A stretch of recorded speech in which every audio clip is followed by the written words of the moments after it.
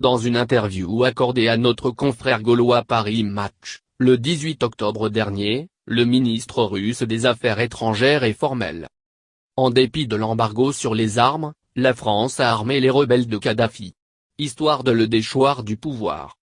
Et comme si cela ne suffisait pas, dit-il, la France a, elle-même, lancé des frappes contre la Libye, en violation des résolutions du Conseil de sécurité de l'ONU.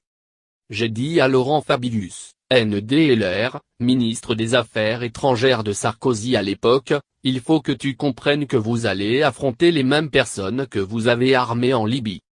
Convaincu que la France ne peut venir à bout de Kadhafi tant qu'il est soutenu par sa légion islamique, constituée de Touaregs originaires du Mali, elle leur promet d'abandonner le guide libyen, contre son soutien pour la création de la fameuse République de l'Azawad. La suite, on la connaît. Le MNLA, Mouvement National pour la Libération de l'Azawad, est ainsi né. Armé et financé à grands frais par l'Élysée, le mouvement séparatiste Touareg entre au Mali, par la porte du désert. Les camps militaires sont attaqués, à coups d'armes lourdes.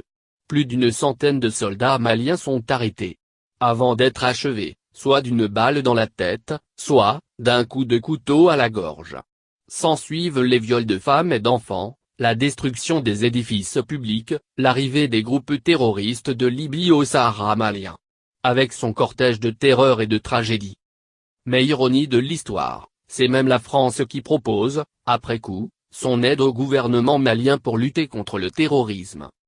Pauvres de nous.